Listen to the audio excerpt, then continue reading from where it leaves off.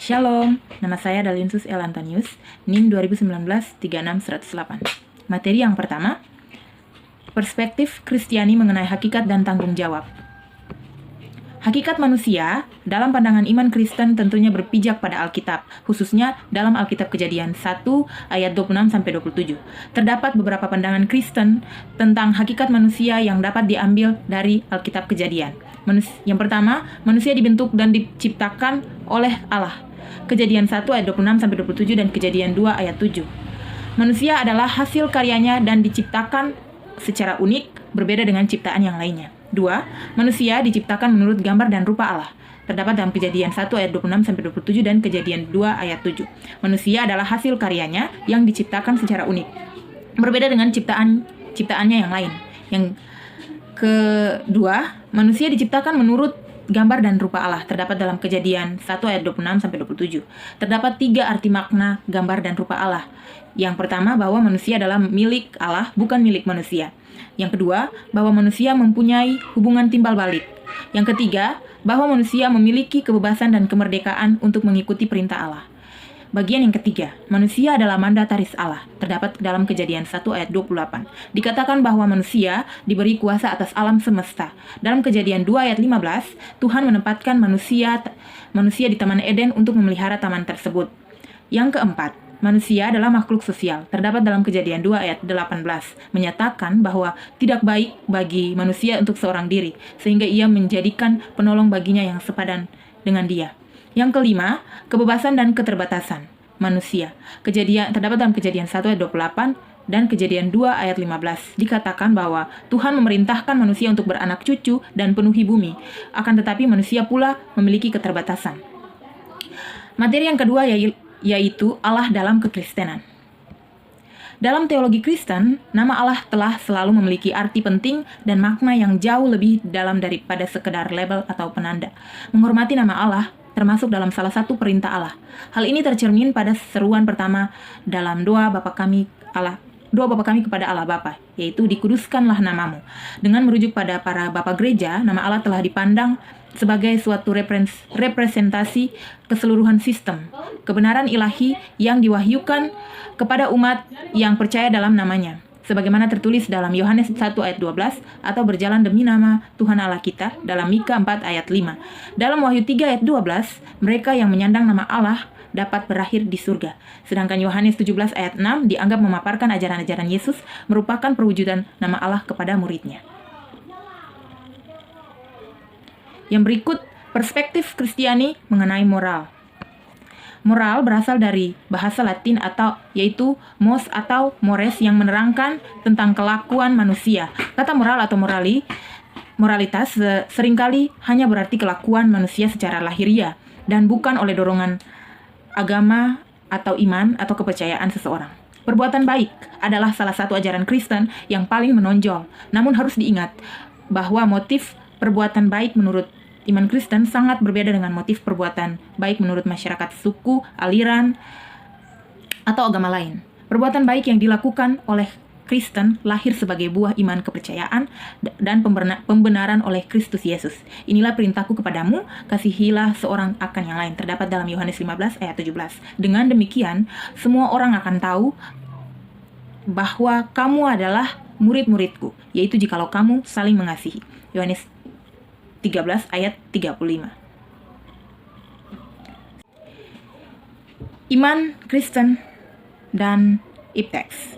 Iman adalah dasar dari segala sesuatu yang kita harapkan dan bukti dari segala sesuatu yang kita lihat. Terdapat dalam Ibrani 11 ayat 1. Karena iman, Abraham taat ketika ia dipanggil untuk berangkat ke negeri yang akan diterimanya menjadi milik pusakanya.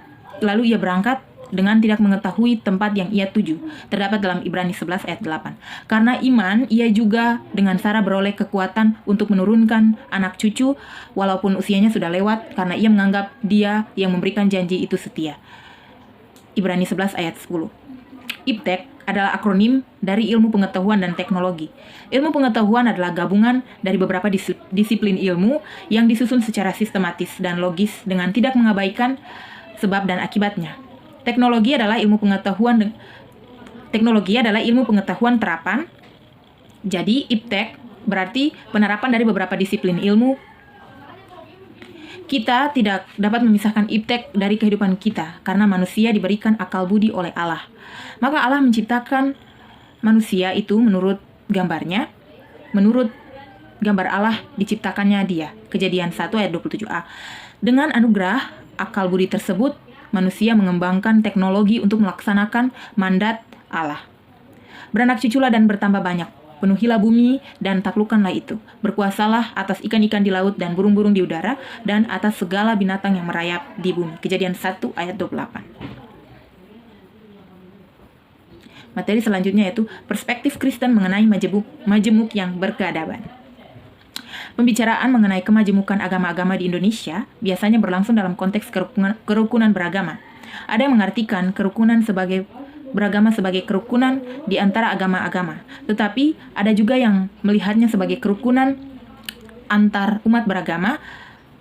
Kerukunan antar umat beragama mengasumsikan bahwa penganut agama yang satu dengan agama yang lain bisa saling rukun. Namun belum tentu agama yang satu dengan yang lain. Bahkan dapat saja ada anggapan bahwa antar agama yang satu dengan agama yang lain pada hakikatnya terdapat pertentangan seperti doktrin dan ajaran iman. Maka, bila ini dipahami, maka jalan keluar yang dapat dilihat untuk menjamin mulusnya kerukunan beragama dicari di luar tubuh agama itu sendiri. Di Indonesia, kita sudah terbiasa untuk mengalaskan kerukunan beragama ini pada perangkat-perangkat yang disediakan oleh negara dan undang-undang. Pancasila dan UUD 1945 kerap dijadikan dasar yang menarik lainnya bahwa dasar kerukunan beragama bisa juga ditemukan pada kesamaan-kesamaan, keprihatinan dan pergumulan kemanusiaan dari setiap penganut agama. Di mana bila terjadi bencana di negara ini, maka tanpa dikoordinir oleh pihak-pihak tertentu, umat terpanggil saling membahu dan membantu. Selanjutnya, perspektif Kristiani mengenai politik. Dari pemahaman kita mengenai politik, setidaknya ada 7 istilah yang selalu diperhadapkan pada kita untuk umat Kristen, yakni interaksi, pemerintah, masyarakat, proses pembuatan dan pelaksanaan, keputusan yang mengikat, kebakan bersama dan wilayah tertentu. Ketujuh hal tersebut, jika kita melihat pada sejarah pemikiran politik umat Kristen Indonesia yang sudah muncul sejak zaman pergerakan nasional. Dari Alkitab, pemikiran politik Kristen mewarisi prinsip-prinsip kenabian mengenai panggilan penguasa untuk menegakkan keadilan dan memajukan kesejahteraan rakyat, terutama untuk memihak rakyat tertindas, atau seperti orang-orang miskin, janda, anak yatim, dan orang asing. Terdapat pada Mazmur 72 atau Yesaya 11 ayat 1-10. Yesus Kristus mengajar murid-muridnya mengenai pola yang benar dalam menyandang kekuasaan, bahwa bukannya memerintah dengan tangan besi, melainkan melayani. Markus 10 ayat 42-45.